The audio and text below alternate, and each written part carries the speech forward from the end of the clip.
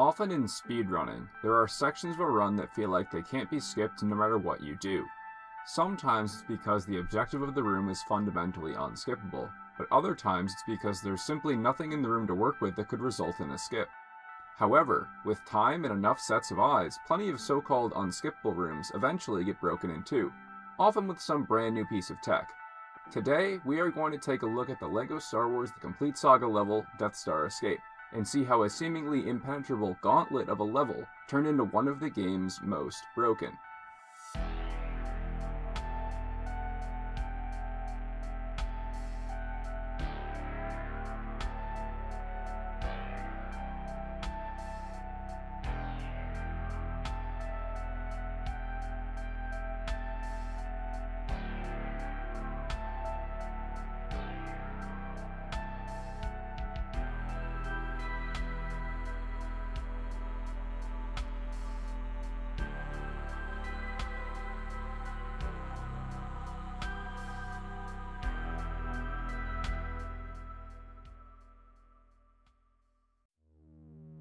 Death Star Escape consists of 8 rooms split into 3 different map files, so first, let's take a look at how they are laid out.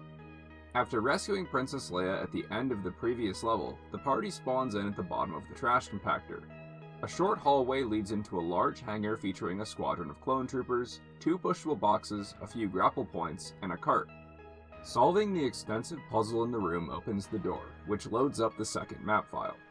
The crew then heads down a long hallway, past some doors and Imperials, and enters a vertical room with a rotating platform and an elevator. This room has a pretty notorious history of causing a lot of time loss and killing runs, especially in the game's early history.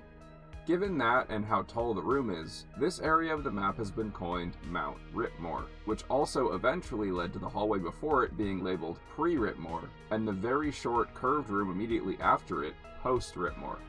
We will talk much more about this room in a minute, but for now let's move on to the next room, which is the first one loaded in from the third map file and features a pair of swinging grapple points on small platforms. The room after that is another long hallway that ends on a massive group of clone troopers and a large buildable door that leads into the final room of the level. This hangar room requires the player to activate 4 different panels in order to raise the Millennium Falcon. This triggers a wave of clone troopers that grapple down from the ceiling, and after defeating all of the newly spawned troopers, the Falcon's door opens and the player can end the level by hitting the trigger at its entrance. You may have noticed a few of these Imperial panels next to doors throughout the level.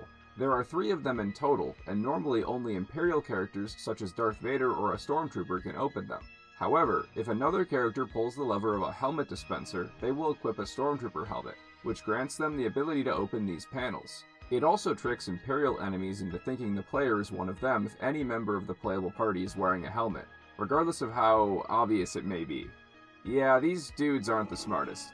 That second ability is important, since taking a heart of damage or dying removes the helmet, forcing the player to return to a helmet dispenser to get another one.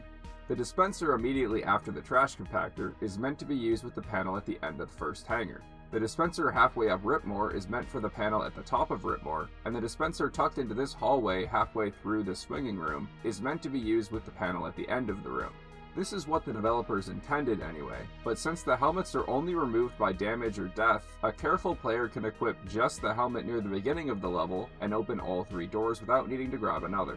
Optimally, this ends up being quite a bit faster since it removes a good amount of detouring and backtracking the player would otherwise have to do, but never losing the helmet is harder than it sounds. The Ripmore room especially proves to be challenging, since building these bricks to enable the elevator causes the nearby enemies to aggro on the player, even if one of the characters has a helmet equipped. This means players are forced to kill at least some enemies, and doing so in this room spawns in even more.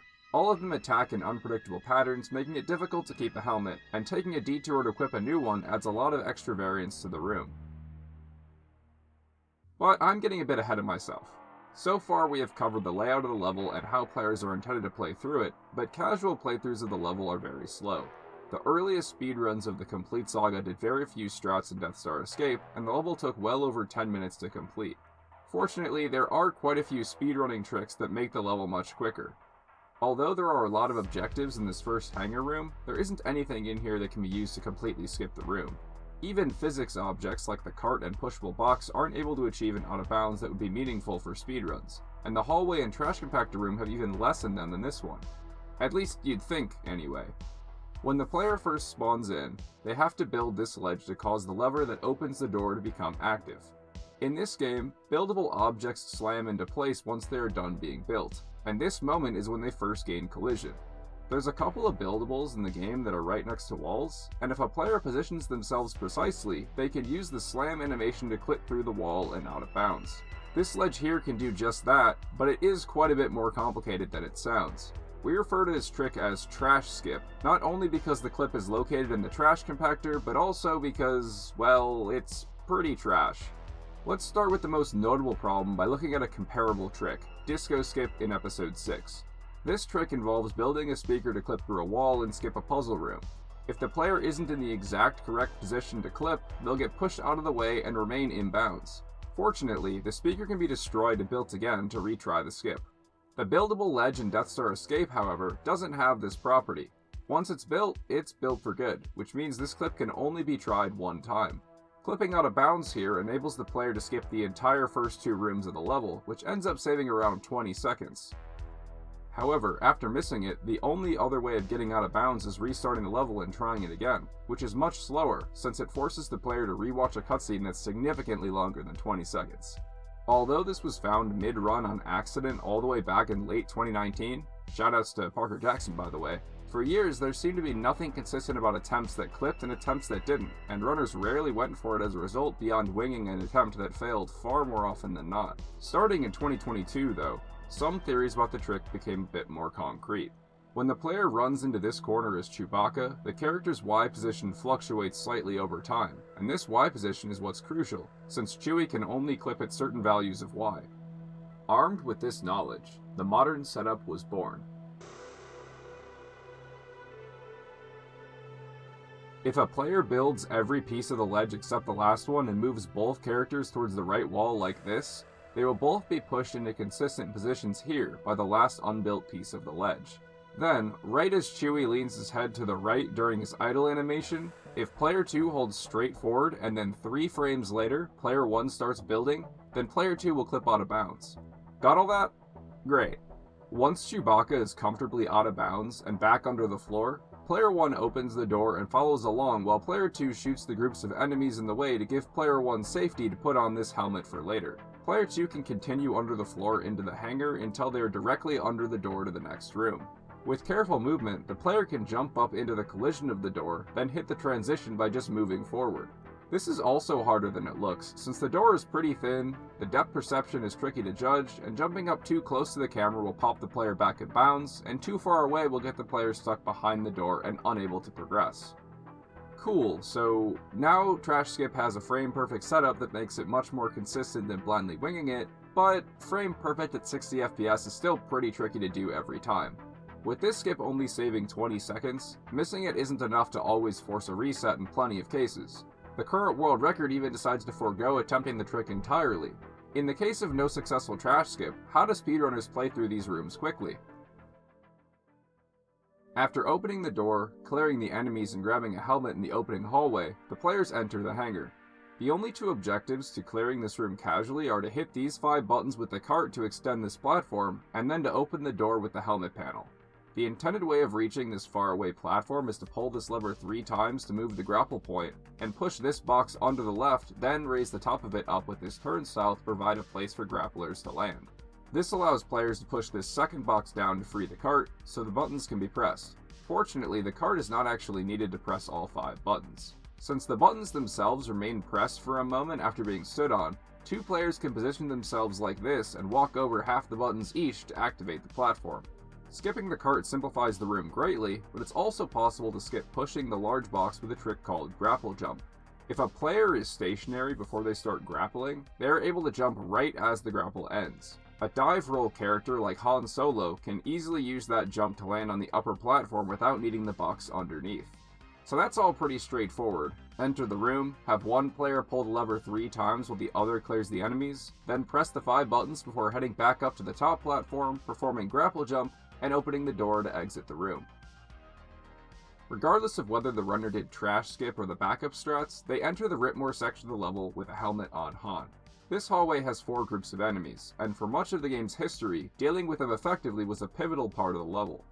As I said earlier, taking even a single heart of damage from an enemy while wearing a helmet causes the helmet to fall off, and in the approach to Mount Ripmore, ensuring that the helmet isn't lost is essential.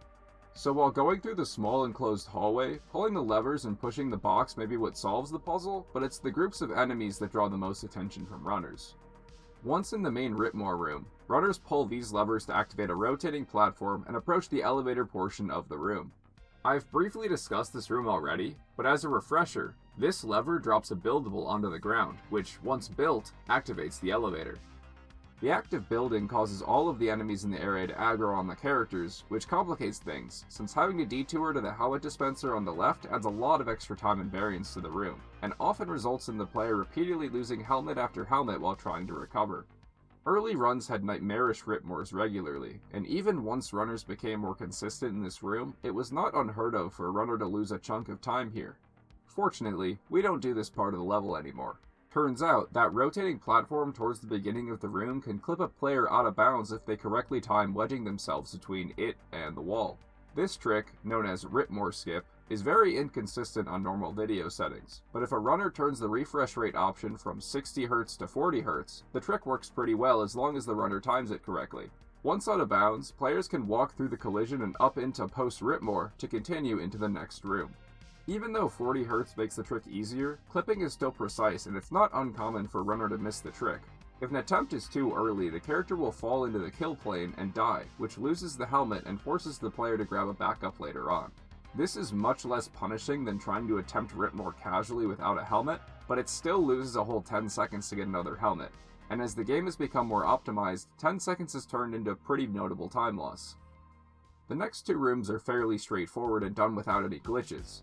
As soon as the runner enters the swinging room, player 2 immediately starts building the first grapple point. After swinging across, the second grapple is built, and a backup helmet is grabbed if needed. After opening the door and traveling through the hallway to the beginning of the next room, the giant group of stormtroopers can be ignored by grabbing the conveniently placed power-up in this barrel that allows the runner to complete the long build of the door quickly and without interruption. Which leads into the last room of the level, one of the longest single rooms in the whole game casually. I briefly went over how the room works towards the beginning of this video, but let's do that again with a bit more detail. The player enters the room over here, and must complete the following 4 objectives to raise the Millennium Falcon in the center of the room. Activate a C-3PO panel on the raised balcony at the start of the room, activate an R2 panel at ground level on the right, pull a lever on another balcony at the top right corner of the room, and activate 5 buttons in the center of the room with a cart.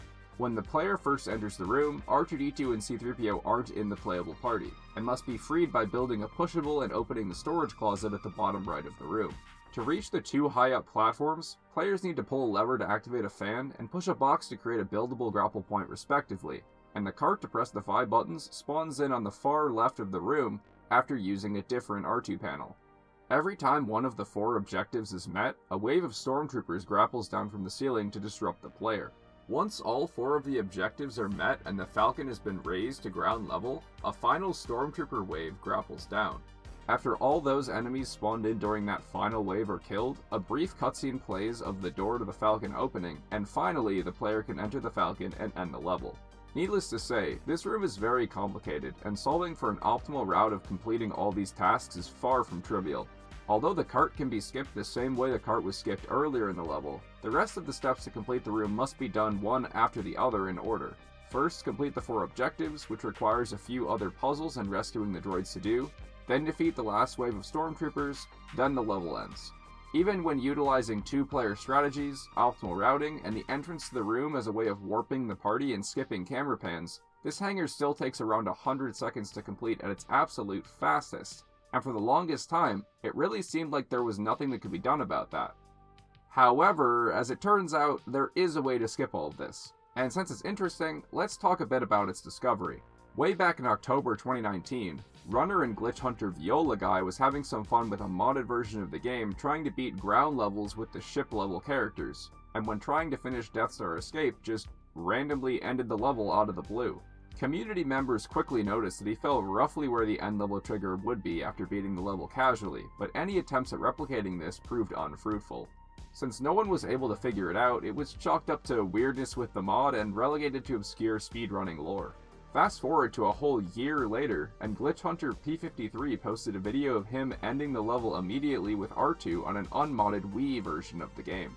The community still struggled to replicate the trick, but this recreation triggered an active group effort to solve the mystery. P53 mentioned that he remembered losing his helmet in the level and backtracking all the way back to the beginning to get another one. After some experimentation, that turned into the key to the puzzle. With some refinement and further testing, the community discovered that if a player turns around after entering the swinging room and backtracks back to the Ripmore helmet dispenser, then continues as normal until the last room of the level, the end level trigger is loaded in and the long hanger can be completely skipped. That seems super bizarre and arbitrary, but there is a technical reason why this happens. We know that when a character hits a transition, the game takes the player to the next room, but several LEGO games preload the upcoming map file prior to the character actually touching the transition. Since most rooms have multiple transitions, the game needs some way of knowing what room to preload, and it does this with an invisible line called a split spline. To help explain this idea, let's say a level is made up of 3 map files, A, B, and C. When the player progresses through a room in map file B and crosses a split spline, the game has a rough idea where they are heading and starts loading the assets for map file C, the next file the player is expected to enter.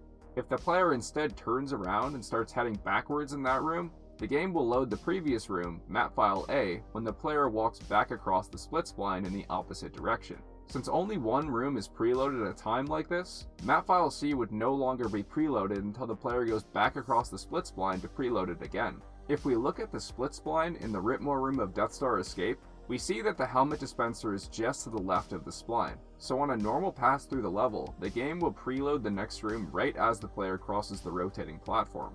Loading and unloading a room on its own doesn't normally cause anything crazy to happen, and if a player repeatedly walks back and forth across the split spline in Ripmore, the trigger at the end of the level will not be spawned in when the player gets there.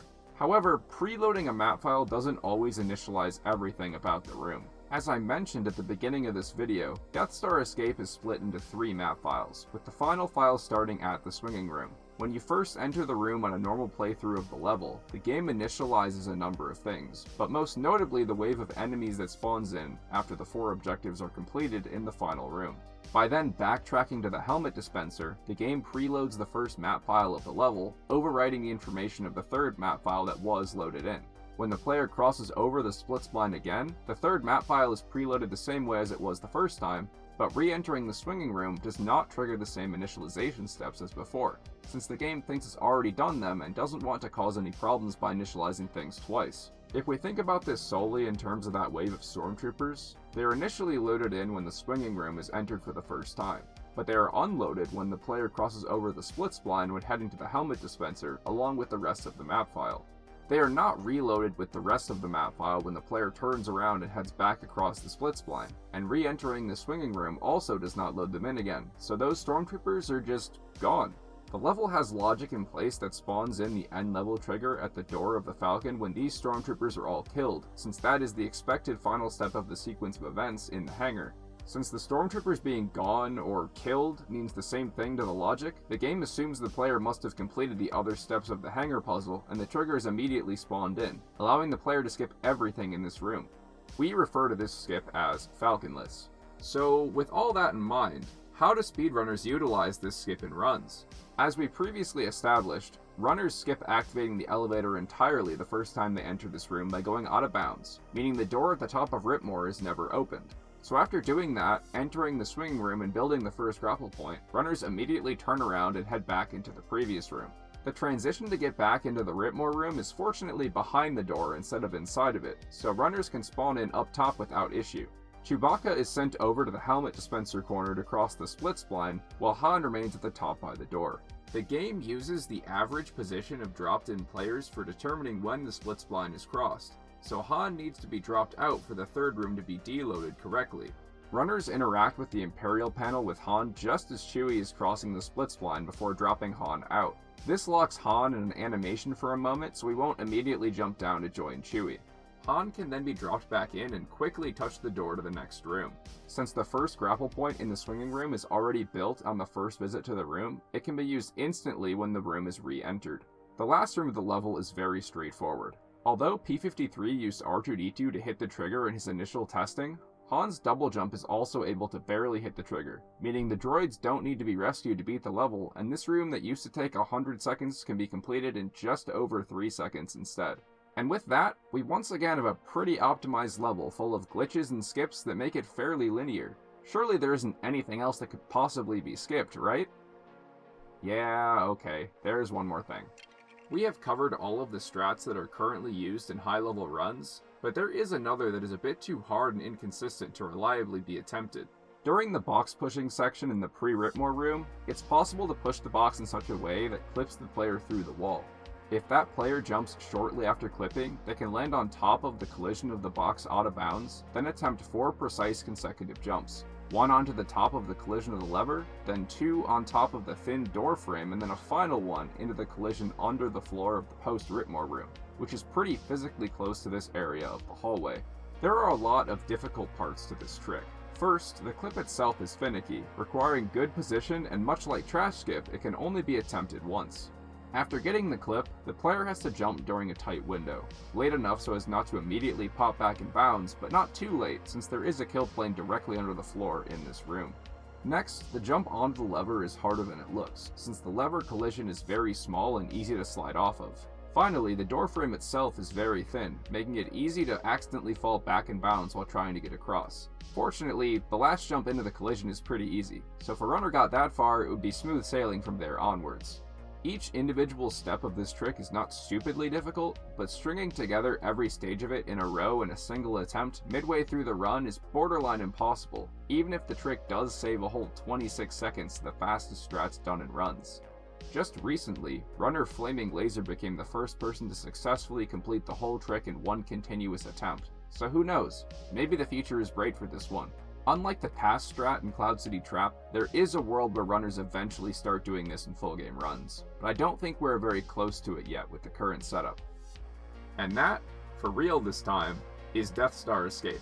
Although the level started as a grueling 10-minute ordeal, over the years the time to complete the level has been chipped all the way down to where it currently is, with E Roadhouse holding the fastest completion of the level in a run at 3 minutes and 40 seconds, and Zach having the fastest in practice, a 3-minute 37-second run. Including that major strat not used in runs, it's theorized that a sub 3-minute time might be possible with perfect execution in all known strats, but we'll have to see what the future has in store. With all of the crazy strats that have been found over the years, who knows how much further there is for one of LEGO Star Wars' most broken levels.